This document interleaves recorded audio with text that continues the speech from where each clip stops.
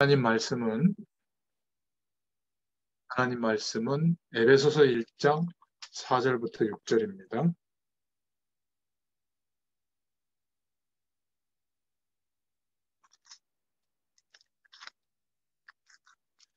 에베소서 1장 4절부터 6절 말씀. 우리 한 목소리로 봉독합니다. 곧 창세전에 그리스도 안에서 우리를 택하사 우리로 사랑 안에서 그 앞에 거룩하고 흠이 없게 하시려고 그 기쁘신 뜻대로 우리를 예정하사 예수 그리스도로 말미암아 자기의 아들들이 되게 하셨으니 이는 그가 사랑하시는 자 안에서 우리에게 거저 주시는 바 그의 은혜의 영광을 찬송하게 하려는 것이라. 아멘. 네, 오늘 이 말씀을 의지해서 함께 은혜 나눌 제목은 하나님의 작정이라는 제목입니다. 저희가 소요리 문답을 기도 제목으로 붙잡고 있는데 오늘 제 7문답, 오늘 7문의 묻기를 하나님의 예정이 무엇인가? 그 답에 대해서는 이렇게 말하고 있죠. 하나님의 예정은 그 뜻대로 영원한 경륜이신데 이로 말미암아 자기의 영광을 위하여 모든 되어가는 일을 미리 작정하신 것입니다. 이렇게 답하고 있습니다. 오늘 우리에게도 굉장히 중요한 질문이고 답이 될 텐데요. 혹시 저와 여러분 중에 자꾸 본의 아니게 상처를 받는다든지 아니면 어떤 우리 인생의 일을 결정해 나갈 때 자꾸 두려워진다든지 그렇게 하지 않으려고 했는데도 자꾸 나에게 이익이 되는 쪽으로만 계산하고 행동한다든지 또 사람들 앞에서 자꾸 나를 돋보이려고 이렇게 애쓴다든지 그러고 싶지 않은데 자꾸 그렇게 되는 것은 무엇 때문일까? 오늘 그러한 어떤 기도 제목을 갖고 있는 분들은 하나님께서 하나님의 예정에 대해서 하나님의 작정이 무엇인지에 대해서 깨닫게 되면 그런 모든 힘든 조건에서 해방되게 될 줄로 믿습니다. 하나님이 그 뜻대로 영원한 경륜으로 예정하신 것을 이루어 가시는데 그 목적은 자기의 영광을 위하여 하나님의 영광을 위하여 모든 되어가는 일들을 미리 작정하신 것이다. 그게 하나님의 예정이다. 이렇게 말하고 있습니다. 그래서 우리가 주로 성경에서 쓰는 단어들인데요. 예정, 섭리, 또 작정하셨다. 구원 주식으로 작정된 자는 다 믿더라. 이렇게 작정이라는 단어를 쓰고요. 또 하나님의 경륜이라는 단어를 가지고 믿음의 고백들을 많이 합니다. 영어 단어를 좀 이렇게 저는 잘 모르지만 일부러 찾아서 보니까 그 뜻이 명확하더라고요. 조금 먼저 그 단어적으로만 정리를 해보자면 예정하셨다. 이 예정은 뭐냐면 predestination이라는 참고로만 들어주십시오. 발음이 잘 안 좋아도 우리 영어 선생님 계신데 predestination. 그래서 pre라는 말은 먼저, destination 결정했다. 그러니까 하나님께서 먼저 결정하셨다. 중요한 하나님의 뜻과 계획을 가지시고 창세전에 미리 예비하셨다. 예정하셨다. 이런 표현을 쓰는데요. 먼저 우리를 하나님을 떠난 하나님과 함께하는 축복을 누리도록 우리를 창조하셨는데 하나님을 떠난 아담과 하와가 지은 그 죄가 원죄죠. 그 원죄의 결과로 모든 인류는 그리고 이 세상은 하나님과 함께할 수 있는 축복을 누릴 수가 없게 됐죠. 그래서 하나님은 다시 하나님의 영광을 위하여 하나님과 함께하는 그 축복을 회복시켜 주시려고 예정하셨다라는 표현을 할 때 이 단어를 쓰면 맞습니다. 먼저 결정하셨다. 그래서 우리가 하나님을 찾기 전에 하나님이 먼저 2000년 전에 우리를 위하여 십자가에서 죽으시고 부활하심으로 하나님의 사랑을 완성해 주셨다. 이런 표현을 할 때도 예정했다. 이렇게 말을 하기도 합니다. 그러면 섭리라는 단어는 providence라고 하는 영어 단어인데요. 공급하다, 보급하다, 준비한다 이런 의미가 있습니다. 그래서 하나님이 먼저 예정하신, 결정해 놓으신 그 방향대로 하나님은 역사의 모든 사건을 통해서 영원하신 하나님의 결정하신 것들을 성취해 나가신다. 이런 표현을 할 때 하나님의 섭리다. 이렇게 이야기합니다. 막 대자연의 놀라운 광경을 목격했을 때나 아니면 굉장히 중요한 역사적인 시대 앞에 섰을 때, 하나님의 섭리구나 이렇게 표현합니다. 제가 몇 년 전인지 모르겠는데 오바마 대통령 취임식을 할 때 그 워싱턴 그 광장 앞에 있었거든요. 그때 미국을 8주 돌 때인데 처음으로 미국 역사에 흑인 대통령이 쓸 때 막 다 주변에서 막 하나님께 막 찬양하고 막 이 미국을 축복해 달라고 막 주변에서 막 그러더라고요. 그 광장이 막 꽉 차서 감격했던 그런 광경이 생각이 나는데 저는 뭐 미국 사람이 아니니까 그들이 감동하는 정도의 감동은 아니지만 정말 하나님의 섭리하심이 이 나라에 있구나. 어떻게 이렇게 정말 어려움을 당하던 그런 어, 흑인들이 그 중에 또 대통령까지 이렇게 나올 수 있을까? 뭐 이럴 때 하나님의 섭리 또는 종교개혁의 어려운 과정들이 막 이렇게 죽음으로 순교로 이렇게 200년 이상 진행되다가 드디어 마틴 루터 때에 와서 95개조 방방문을 걸고 하나님께서 완전히 역사의 추를 바꿔서 종교개혁이 일어나도록 정점의 시간이 왔을 때 아마 전부 그렇게 표현했을 겁니다. 하나님의 섭리다. 하나님이 미리 먼저 결정하시고 계획하신 일을 역사의 많은 사건과 일들을 통해서 하나님의 주권적인 역사로 성취해 나가실 때는 하나님의 섭리 이런 단어를 쓰면 맞아요. 그리고 작정하셨다. 오늘도 보니까 자기의 영광을 위하여 모든 되어가는 일을 미리 작정하신 것이 예정이다. 이렇게 표현했는데요. 작정은 D-E-C-R-E-E, decree라는 단어인데요. 하나님의 미리 결정하시고 준비하신 그 속에 하나님께서 준비하시고 이루어 나가시는데 그 때마다 하나님의 계획과 하나님의 예정하신 것들이 이루어지는 시간표, 그거를 작정이라고 합니다. 그래서 사도행전에도 나와 있는 말씀처럼 구원 주시기로 작정된 자는 다 믿더라. 이렇게 성경이 말하고 있죠. 이게 무슨 표현이냐면 우리가 열심히 막 복음 전해서 이 사람이 예수 믿은 것이 아니라 하나님이 구원 주실 시간표를 딱 갖고 계셨는데 하필 그 시간에 맞춰서 내가 하나님의 말씀을 들고 복음을 전해준 거예요. 그래서 하나님의 작정해 놓으신 그 일이 이루어지게 된 겁니다. 그게 전도거든요. 기적 같은 일이죠. 저와 여러분의 인생을 준비해 두셨다가 하나님께서 허락하신 그 시간에 만나게 하시고 또 함께 복음의 말씀을 통하여 은혜를 나누게 하시고 또 함께 세계복음화를 두고 하나님의 은혜와 응답을 누릴 수 있도록 작정하신 일을 이루셨다.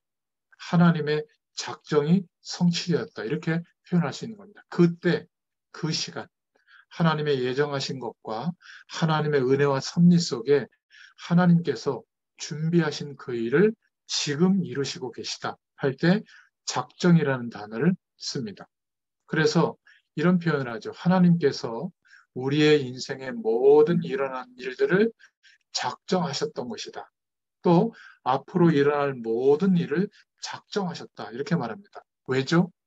하나님의 영광을 위하여. 하나님께 영광이 되도록 우리의 인생을 통하여 하나님의 영광이 나타나도록 하나님께서 작정이 되신 그 일이 우리 인생에 지금 일어나고 있는 겁니다. 거기에는 사람도 문제와 어려움도 사건도 또 중요한 축복의 일들도 마찬가지죠. 그래서 하나님의 작정이라고 하는 이 은혜와 축복을 이해하면 섭섭하다, 상처받는다, 자꾸 나를 드러내려고 하고 내게 이익이 되는 쪽으로만 계산하려고 하는 이런 우리의 모습이 얼마나 부질없는 것이라는 것을 알게 되죠. 하나님은 하나님의 영광을 위하여 우리를 구원하셨고 그 구원도 창세 전에 하나님이 예정하신 일인데 그 일을 이런저런 우리 인생의 사건과 어려움을 통해서 하나님을 찾게 하시고 누군가를 통하여 복음을 듣게 하셔서 예수님을 영접하게 하시는 그런 하나님의 섭리 속에 작정된 시간표가 우리에게 이루어졌죠. 또 전도자로서 237개 나라에 하나님의 영광을 드러낼 그 인생의 방향으로 우리를 축복하시는 일들이 매일매일 작정된 일들이 일어나고 있는 것이죠. 그러면 결국 알게 됩니다. 아, 어, 디스펜스, 디스펜세이션, 발음이 이상해서 죄송합니다.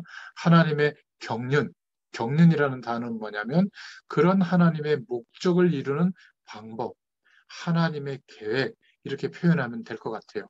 그래서 이 모든 하나님의 예정하신 축복을 역사 속에서 하나님의 섭리 가운데 그때그때 하나님의 때에 따라 작정하신 일을 이루시는데 어떤 방법으로 이루시죠? 말씀을 통해서. 그래서 하나님의 경륜이 나타난 말씀 또는 하나님의 약속을 통해서 그래서 하나님의 언약을 경륜이라고 합니다. 또는 저와 여러분의 인생을 하나님이 부르셔서 하나님의 계획이 드러나도록 하나님의 손에 들려졌을 때 그것을 보고 하나님의 경륜이 나에게 임했다. 하나님의 경륜이 바로 나다. 이렇게 표현하는 겁니다. 더 쉽게 얘기하자면 제가 핸드폰을 쓰고 있고 지금도 학생들이 줌으로 이렇게 수업을 하고 있지만은 제가 어느 날 작년 이맘때쯤인가요? 조금 전인가요? 우리 하한 자매하고 고은지 자매가 도와줘서 줌이라는 걸 알았지만 이렇게 제가 디테일하게 사용해 본 적이 없거든요. 근데 사용해 보니까 너무 좋은 도구예요. 그런데 올해 보면 벌써 7개월 동안 대면할 수 없는 그런 제약된 조건이 미리 일어날 것을 아시고 하나님이 저와 여러분에게 이런 축복의 응답을 누릴 수 있도록 준비해 두신 것 같아요. 근데 저는 거기서 끝나지 않고 지금 뉴욕에 있는 친구나 캐나다에 있는 친구나 해외에서 만난 그런 사명자들, 여기 있다가 간 사명자들을 함께 연결해서 이 축복을 누리고 있거든요. 그러니까 아주 작은 똑같이 반복되는 나의 일상이고 내가 늘 삶 속에서 사용하고 있던 도구들인데 하나님의 경륜의 축복이 임하니까 하나님의 목적을 이루는 방법이 되는 거예요. 지금 이 줌으로 하나님의 말씀을 나누고 있는데 하나님의 경륜이 작정하신 일들이 이 미디어를 통해서 이루고 있구나 이렇게 표현할 때 하나님의 경륜이구나 이렇게 말할 수가 있는 겁니다. 그래서 성경 말씀이 이렇게 단어를 특별히 구분해서 쓰는 것은 하나님의 축복을 실제로 경험해 보면 이해가 됩니다. 그런데 성삼위 하나님의 축복이 경험되지 않으면 전부 이론적으로 설명하는 내용들이기 때문에 어렵게 느낄 수가 있는데 간단하게 설명하자면 하나님은 우리를 구원하시려고 생명의 축복을 주시려고 먼저 결정하셨다. 예정입니다. 그리고 역사의 시간과 우리 인생의 모든 여정을 통해서 그 결정하신 일을 성취해 나가신다. 하나님의 섭리 이렇게 말할 수 있죠. 그런데 우리가 구원받은 그때, 어려움이 왔을 때, 또는 중요한 만남을 통해서 하나님의 은혜가 회복되어졌을 때, 하나님의 작정해 두신 일이 이루어지고 있구나. 또는 어려움이 왔을 때 우리의 인생을 완전히 바꿔주신 것, 하나님의 작정하신 일이 이루어졌구나. 이렇게 표현합니다. 결국 우리가 믿음의 고백을 통해서 하나님의 목적을 이루는 수단이 되어졌을 때, 하나님의 방법이 되어졌을 때, 그 부르심 앞에 우리의 인생을 걸만한 믿음이 생겨졌을 때, 우리의 존재는 하나님의 경륜이 드러나는 하나님의 방법이 될 줄로 믿습니다. 그렇다면 우리가 돈을 발판으로 삼고 세상에서 얻은 경험과 지식을 발판으로 삼았던 우리가 바뀌죠. 신앙의 발판이 바뀌게 됩니다. 우리가 믿음을 생각하는 기준이 바뀌게 되죠. 그래서 소요리 문답에 믿음의 고백 107가지 문답은 너무 많기 때문에 이것을 우리의 삶 속에서 기도 응답 받을 수 있도록 또 우리가 복음을 전달할 사람들에게 이 중요한 하나님의 축복을 알릴 수 있도록 10가지 신앙의 발판으로 정돈한 내용을 우리가 몇 달 전에 쭉 10주 동안에 살펴봤잖아요. 그래서 신앙의 발판, 믿음의 발판이 되는 내용, 성삼위 하나님에 대해서 말하는 것과 똑같아요. 그 첫 번째 믿음의 발판은 역대상 29장 10절부터 14절에 보면 하나님의 주권적인 역사죠. 그 하나님의 주권적인 성부 하나님의 역사를 통해서 우리가 하나님의 자녀가 된 것이 얼마나 감사합니까? 아직 우상 배경 속에 사단에게 속한 영적 상태로 사는 사람들이, 세상 배경 속에 사는 사람들이 너무나 많은데 우리는 하나님께서 우리를 구원해 주셨다. 이것이 우리의 기준이고 발판입니다. 어떻게 구원해 주셨죠? 두 번째로 신앙의 발판, 에베소서 1장 3절부터 6절을 통해서 우리가 고백하고 있는데 예수 그리스도를 통하여 우리를 구원하셨죠. 그래서 우리의 신앙의 발판은 예수 그리스도를 믿음으로, 하나님의 아들이 있는 자에게는 생명이 있고 아들이 없는 자에게는 생명이 없느니라. 예수 그리스도를 믿고 나서 잘되고 성공하고 행복해지고 이것 정도가 아니라 하나님의 구원이 임하게 된 겁니다. 영원한 생명의 축복이 회복되게 된 것이죠. 우리의 신분과 존재 자체가 하나님이 축복하시는 존재로 바뀌게 된 겁니다. 그 증거로 세 번째 발판이 우리가 믿어지게 된 거죠. 요한복음 14장 14절부터 17절에 성령으로 하나님이 우리와 함께 하시는 것이 믿어지게 된 겁니다. 그래서 초대교회에 역사하셨던 성령의 역사나 지금 우리에게 역사하는 성령의 역사가 동일하게 일어나고 있는 것이죠. 지금 병원에서 함께 말씀의 은혜를 누리고 있는 우리 박 집사님이나 또 신림동이나 또 개인의 가정 현장에서나 우리 서 집사님 같은 경우는 막 자녀들 픽업할 때 잠깐 자동차 안에서나 참 감사한 것은 하나님의 영으로 역사하시는 성령의 역사는 시간과 공간에 제한받지를 않으세요. 제가 이것을 알고요. 얼마나 이 축복을 누리게 됐는지. 그래서 우리가 그냥 일상적으로 대면에서 만나서 은혜를 나눌 때는 그런 것보다 했는데 대면으로 만날 수 없는 이런 상황에 한 7개월 정도 놓이다 보니까 그것이 얼마나 큰 은혜였는지. 그죠? 일주일에 한번 만나서 함께 포럼하고 또 함께 기도하고 하나님의 말씀을 나눴던 것이 너무나 큰 은혜구나. 그러나 하나님은 이런 상황이 있게 될 것을 아시고 또 이런 조건을 허락하셔서 성령으로 역사하시는 은혜를 지금 받고 있는 겁니다. 자, 이러니까 네 번째 믿음의 발판이 우리에게 이제 이루어지게 됐죠. 바로 너희가, 그리스도께 속한 너희가 하나님의 성전이 되어졌다.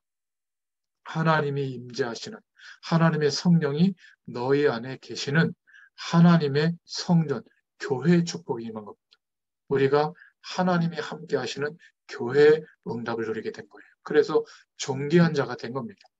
성령으로 인치심을 받은 거죠. 성령으로 구별되어졌다. 도장을 찍어주신 겁니다. 그렇다면 상처를 받거나 두려워하거나 계산하고 있거나 막 나를 드러내려고 하는 그것이 얼마나 부질없고 아주 작은 것인지를 알게 되죠. 염려할 것도 없습니다. 다섯 번째로 이런 믿음의 발판이 생기는데 디모데후서 3장 16절부터 17절에 하나님이 우리에게 그런 축복을 받은 사람이라고 보증해 주셨거든요. 확실한 보증을 해 주셨는데 그게 만약 개인적인 어떤 영적 체험이 기준이 된다면 각자 다 다르고 헷갈리겠죠. 누구나 시대가 달라도 동일하게 하나님의 보증을 받을 수 있도록 우리에게 하나님은 말씀을 주신 겁니다. 하나님의 말씀, 성경을 주셨죠. 이 믿음의 발판 위에 있다면 흔들리지 않게 됩니다. 사람에 따라 흔들리지 않게 되죠. 여섯 번째로는 시편 159편 1절부터 20절에 하나님이 우리의 모든 삶을 주장하신다. 생, 사, 화, 복을 주장하신다. 그래서 걱정될 게 없는 겁니다. 여기에서 성경이 말하는 전도를 저는 깨달은 겁니다.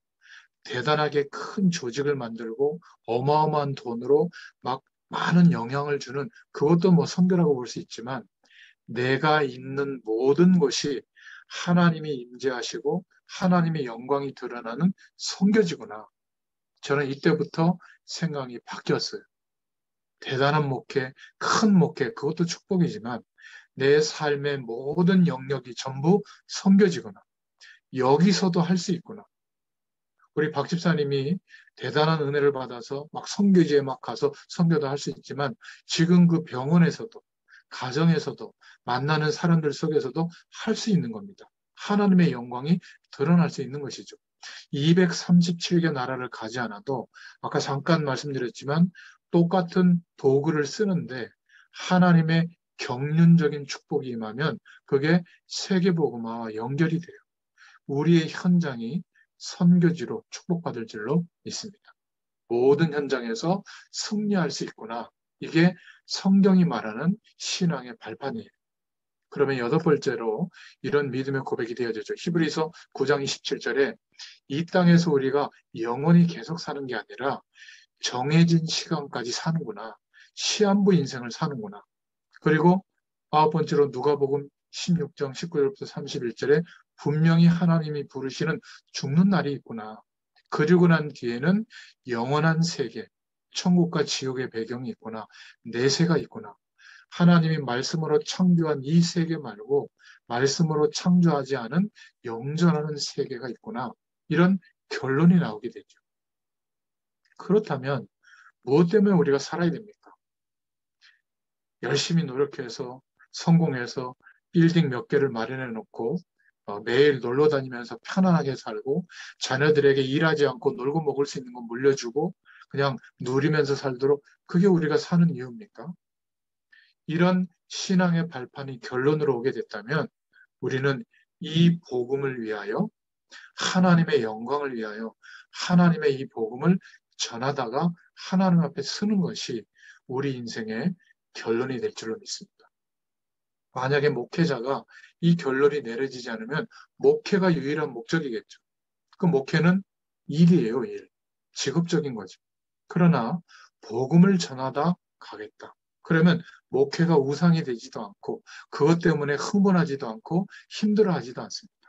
하나님께서 맡겨주신 그 현장과 부탁하신 영혼들을 두고 생을 걸겠죠. 여러분 일주일에 한 번씩 이렇게 시간을 지켜서 말씀 심부름하는 거 이게 쉬운 것 같아도요. 여러분들이 한번 해보세요. 이런 일 저런 일 많은 일들이 있을 겁니다. 그런 것들을 다 중단하고 나의 하루의 삶이 복음을 위해서 산다라고 결정하면 이렇게 지속하는 말씀 운동, 전도 운동이 쉬워요. 그럴 때 치유가 일어나고 하나님의 능력이 경험되고 또 저와 여러분이 동일하게 하나님의 믿음의 사람으로 바뀌면서 전도의 축복, 선교의 축복을 누리게 됩니다. 결국 내가 이 복음을 위하여 하나님의 영광을 위하여 살다가 가는 것이구나. 이 사람이 전도자를 위하여, 목회자를 위하여, 또 중요한 현장의 사람들을 위해서 냉수 한 그릇 대접한 것도 상을 잃지 않을 것이다. 똑같은 전도자의 상급을 받을 것이다.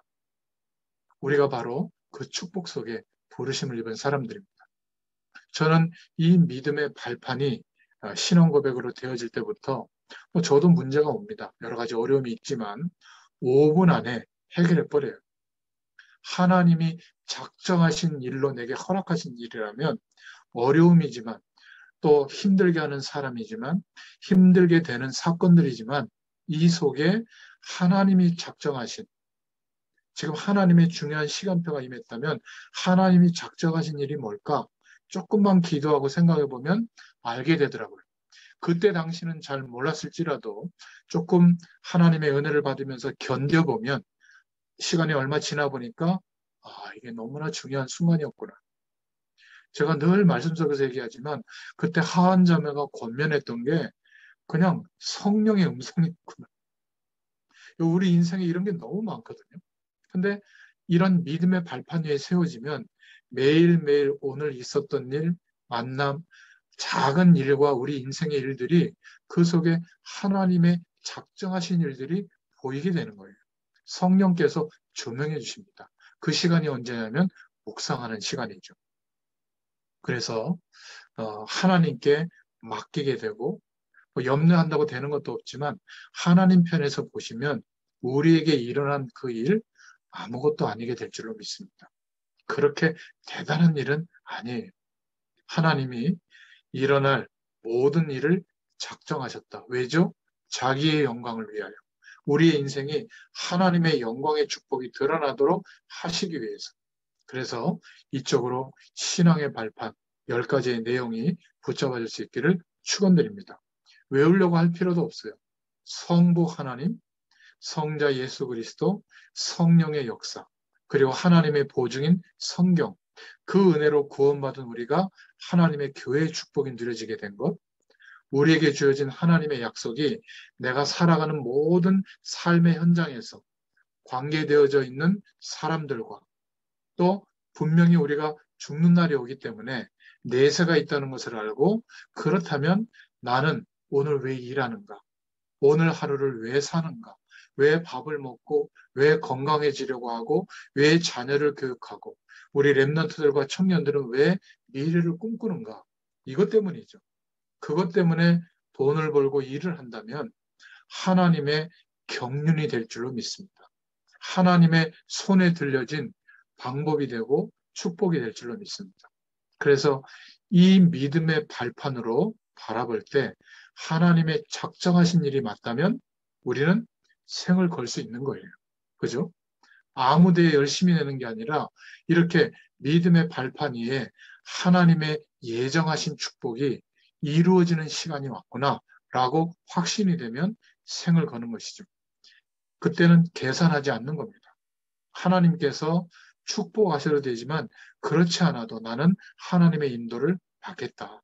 하나님이 지시하시는 그 방향으로 가겠다. 그러면 두 번째로 중요한 부분이 보여집니다. 하나님께 영광이 되는 길이 보여요. 늘 이것을 저와 여러분은 생각하고 기도하시면 되겠습니다. 어떻게 하는 것이 하나님께 영광이 될까? 그럴 때 질문해야죠. 하나님의 계획하심과 뜻은 뭘까? 왜냐하면 하나님께서 모든 미리 결정하신 일들을 역사와 우리 인생의 일들을 통하여 섭리하시면서 지금 작정하신 일들이 우리에게 주어져 있기 때문에 하나님의 계획은 뭐지? 하나님의 뜻은 뭐지? 기도해 보면 깨닫게 해주십니다. 그러면 바뀌게 돼요. 뭐가 바뀌냐면 내 현장 속에 있는 모든 사람, 또 힘들었던 사건들, 나의 현장을 보는 눈이 바뀌게 됩니다. 우리는 겉으로 보는 그런 내용들을 가지고 판단했는데 이제는 하나님의 작정하신 일이 보이기 때문에 바라보는 내용이 바뀌게 될 줄로 믿습니다. 우리가 아무리 연약해도 달라요. 왜냐하면 우리는 하나님의 계획 속에 부르심 속에 있는 사람이라는 것을 우리가 알고 있기 때문에 그렇습니다. 아무것도 염려할 필요가 없는 줄로 믿습니다. 마지막으로 세 번째로 성경에 있는 이 신앙 고백을 가졌던 이 눈을 떴던 렘넌트들 또 믿음의 사람들을 좀 소개하고 마무리하겠습니다. 시대마다 하나님께서 남겨두시고 그들을 일으켜서 시대를 바꾸셨는데요. 그런 렘넌트 7명이 전부 이런 믿음을 가졌습니다. 성경의 모든 하나님께 크게 쓰임받은 인물들은 전부 이 신앙을 가졌죠. 하나님은 모든 일을 작정하셨기 때문에 하나님의 영광을 위하여 하나님의 계획을 따라 인도받은 겁니다. 그렇다면 모든 일어나는 사건, 현장, 사람이 전부 하나님의 계획을 이루는 통로구나. 하나님의 경륜이 지금 임한 것이구나. 이 눈을 뜨게 된 것이죠. 그래서 염려하지 말라고 하는 겁니다. 그 중에 바울의 고백을 보면 에베소서 1장 4절에 이러한 축복을 창세전에 준비해 두셨다. 이렇게 고백했어요. 또 에베소서 1장 5절에 보면 주님의 기쁘신 뜻대로 예정했다. 그리스도께서 이루셨다. 이렇게 고백했거든요. 에베소서 1장 6절에 보니까 이 모든 축복들은 그의 은혜의 영광을 찬미하려 함이니라. 찬미하게 하려 함이니라. 이렇게 신앙 고백을 했습니다. 우리에게도 이런 고백이 있게 될 줄로 믿습니다. 구약에 많은 인물들이 있지만 여러 고통과 어려움을 겪었던 욥의 신앙을 보면요. 그의 소유관을 볼 수가 있습니다. 먼저 욥기서 1장 19절부터 23절에 보면 이렇게 고백했죠. 모든 것은 하나님이 주셨다. 그렇기 때문에 지금 내게 없어지는 이런 모든 것들도 가져가는 분도 하나님이시다. 이렇게 고백했어요. 우리는 어떻게 생각합니까? 공부한 지식도 냈고 인생을 살면서 경험한 것도 냈고 그래서 이루어진 어떤 경제적 유무형의 가치도 냈고 자녀도 냈고 그러니까 막 부모의 뜻대로 막 관철시키려고 하잖아요. 또 내가 어떤 직업과 삶에서 전문성의 영역에서 어떤 것을 이룬 것도 냈고 그러니까 어떤 부동산이나 경제도 냈고 건강도 내 거인 것처럼 생각하잖아요. 그래서 그것 때문에 조바심 내고 갈등하고 염려하는 겁니다. 욥은 이 하나님의 작정이라고 하는 하나님의 예정이라고 하는 이 축복을 알고 난 뒤에 모든 것은 하나님으로부터 허락되어진 것이구나. 가져가시는 분도 하나님이시구나. 이런 소유관을 가지고 있었습니다. 또 욥의 구원관을 보면요. 욥기서 19장 25절부터 26절에 우리는 주로 눈에 보이는 이 땅에서 이 세상에서 하나님의 영광을 드러내고 그러기 위해서 성공하고 축복되려고 많은 마음을 담는데 욥은 자신에게 일어난 시험과 고통이 해결되지 않을지라도 기도했지만 내가 죽고 난 뒤에 나의 가족 밖에서 몸 밖에서 하나님을 만날 것이다. 부활신앙을 가지고 있었어요. 우리의 진짜 본론은 이 땅이 아닙니다. 영원한 하나님 나라. 참 감사한 것은 하나님 나라의 축복의 모든 여정은 이미 끝났어요. 보장된 겁니다. 잠시 머물다 가는. 벌써 제가 5학년 5반이 됐습니다. 저보다 인생을 많이 사신 우리 인생의 선배님들도 계신데 저는 아직도 거울을 쳐다보기 전에는 청년이라고 생각하는데 이제 꼰대가 되고 아저씨가 되고 그랬어요. 이번에 백신 접종할 때도 보니까 아, 내가 벌써 이런 기성세대가 됐구나. 좀 씁쓸하기도 하지만은 그러나 이 땅에서의 삶이 전부라면 아쉬움도 많겠죠. 집착도 하겠죠. 그러나 이미 우리는 영원한 하나님의 나라의 배경을 보장받고 이 땅에서의 삶은 이제 이유가 있는 삶을 사는 겁니다. 그런 축복이 저 여러분에게 주어진 줄로 믿습니다. 그래서 욥은 삶의 태도와 중심, 인생관, 생활관이 달랐죠. 그게 욥기서 23장 10절부터 14절에 나옵니다. 그는 뜻이 일정하시니 미리 결정하신 그 일을 역사의 시간과 인생의 모든 일들을 통해서 성취하시는데 그 시간마다 하나님의 작정하신 일들이 이루어지는구나. 이것을 알았기 때문에 그는 뜻이 일정하시니 반드시 자기 뜻을 이룰 것이다. 이렇게 고백했습니다. 즉 하나님의 영광을 위하여 우리 인생의 모든 일들이 이루어지도록 성취되도록 역사할 것이다. 이런 신앙, 바로 전도자로서 부르심을 입은 우리가 가져야 될 신앙인 줄로 믿습니다. 여러분, 현실적인 어려움이 와 있더라도 그것만 쳐다보고 고통당하지 마시고 오히려 하나님의 작정하신 축복을 누리는 보이지 않지만 그 뒤에 하나님께서 이루어 가시는 섭리 그리고 우리의 인생 전체가 우리에게 일상생활로 반복되는 그 삶조차도 하나님의 경륜, 하나님의 계획이 이루어지는 방법으로 쓰임받게 될 줄로 믿습니다. 하나님은 모든 일을 작정하시고 이루고 계십니다. 그래서 일단 염려를 버려야 돼요. 그리고 하나님의 뜻과 계획이 무엇인지를 하나님께 기도하면서 물어보셔야 됩니다. 이때부터 하나님이 영적인 눈을 열어주시죠. 하나님의 계획이 무엇인지 이때부터 보이게 됩니다. 예수 믿는 우리는 영적으로 하나님의 구원의 축복을 누려야 될 우리는 이 하나님이 열어주시는 뜻과 계획의 눈이 열려야 그때부터 행동하는 거예요. 그때부터 생을 거는 겁니다. 여기에는 우리 인생을 걸어도 되죠. 이런 축복이 저와 여러분에게 있기를 축원드립니다. 어디에 있든지 하나님은 요셉처럼 애굽에 있든지 우리에게 원하시는 것은 놓친 이 복음을 회복시키기를 원하세요. 그리고 세상이 굉장히 앞서가는 것 같지만 교회는 뭐라 그럴까요? 한 세기 이상 뒤쳐져 있습니다. 하나님의 영광을 누리는 우리들을 통하여 우리의 가정, 우리의 삶의 현장, 선교지, 우리가 섬기는 교회에서 사명의 현장에서 늦어버린 하나님을 누리는 문화가 회복되기를 원하십니다. 그러다 보니까 거의 이 세상의 경제는 불신자들과 우상 종교의 배경 속에 많이 빼앗겨 버렸죠. 이 빼앗긴 것을 하나님은 빛의 경제로 저와 여러분들을 통해서 회복시키기를 원하시는 겁니다. 그 일을 위하여 하나님의 작정하신 일들을 지금 우리 인생에 보여주고 계시고 성취하고 계시는 줄로 믿습니다. 오늘 하나님의 작정, 하나님의 예정이 무엇입니까? 그 예정은 하나님의 뜻대로 영원한 경륜이신데 하나님의 방법과 목적인데 그것으로 말미암아 자기의 영광을 위하여 모든 되어가는 일을 미리 작정하신 것이다. 오늘 말씀드린 내용을 통해서 중요한 답을 얻으시고 자꾸 상처받거나 또 두려워지거나 자꾸 이익과 손해를 계산하고 있거나 뭔가 자신을 자꾸 돋보이려고 하는 그런 중심들이 있다면 오늘 치유되는 역사가 있기를 축원드리고요.